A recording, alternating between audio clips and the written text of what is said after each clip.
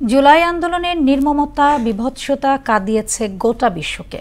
এর একটি রিকশায় ঝুলে থাকা শহীদ নাফিসের ছবি, যাকে বহন করেছেন চালক নূর মোহাম্মদ। সেই দিনের সেই দুঃসহ স্মৃতি এখনও তাকে তাড়িয়ে বেড়ায়, যা ভাবলে অবিরত হৃদয়ে রক্তক্ষরণ হয়। 24-এর রক্তঝরা 4 আগস্টের সেই গল্পই থাকছে রিপন মাহবুবের প্রতিবেদনে। ক্যামেরায় ছিলেন আবু তালেব জয়। 4 আগস্ট 2024 বিকেল 4:30। রিকশাচালক নূর মোহাম্মদ চোখের সামনেই গুলিতে লুটিয়ে পড়তে দেখছেন অনেককেই। এসব দৃশ্য দেখে শরীরের শক্তি হারিয়ে ফেলেন তিনি। দেখছেন জবাই করা মুরগির মতো ছটফট করছে গুলিবিদ্ধ এক কিশোর। মগবাজা পুলিশ আমার এই বাম হাতটা ধরে কয় এদিকে আয়। যে সময় আমার এই কথা বলছে এইদিকে আয়, তখন তো ওদিকে দেখতেছি মারামারি। তখন আমি বাধ্যমূলক কইছি ইন্না লিল্লাহি ওয়া ইন্না ইলাইহি রাজিউন, আমি শেষ।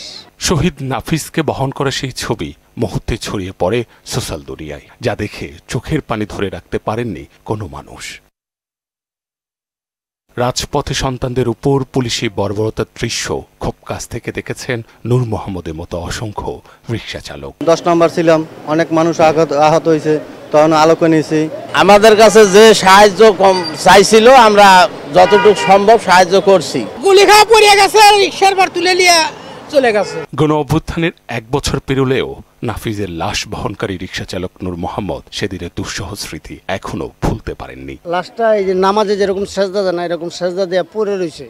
যে সময় উঠাইছে তখনকার দেখি আর বাংলাদেশের পতাকা। পুলিশে আমরা ধইরা এই যে যেভাবে বইছি এভাবে বসতেছি, পড়ে যাইতেছে এমনি পড়ে যাইতেছে। আরেক পুলিশ পিছন থেকে আইসা বলতেছে আর শোয়া যায়। এই আন্দোলনকে পুঁজি করে অনেকেরই পকেট ভারী হয়েছে এবং হচ্ছে। ক্ষমতার মসনদও ফাঁকা নেই। কিন্তু কেউ কি ভেবেছে নূর মোহাম্মদের মতো রিকশা চালকদের কথা? তারা কি করছে এবং কেমন আছে? অনেকেই অর্থ সহায়তা দিতে চাইলেও তা আশ্বাসেই সীমাবদ্ধ থেকে গেছে। রাষ্ট্রীয়ভাবে একটা সম্মানীয় একটা প্রাপ্ত সেই জিনিসটাও কিন্তু আমার পকেটে এখনো আসেনি।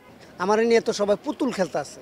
গণ অভ্যুত্থানে প্রাণ হারিয়েছে অন্তত 26 রিকশা চালক। হতাহতদের বহন করেছেন বিনা পারিশ্রমিকে, কেবল মানবিক টানে। অনেকের ভাগ্য বদল হলেও নূর মোহাম্মদের মতো রিকশা চালকরা কি পেলেন সেই প্রশ্ন থেকেই গেছে।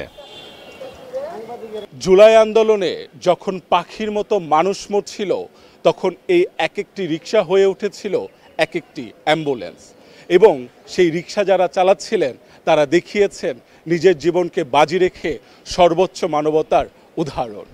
কিন্তু জুলাই পরবর্তী সময়ে অনেকের কপালে জ্যাকপট জুটলেও ভাগ্যের কোনো পরিবর্তন ঘটেনি এই সকল মানুষদের, এবং সেই সাথে তারা পায়নি কোনো রাষ্ট্রীয় স্বীকৃতিও।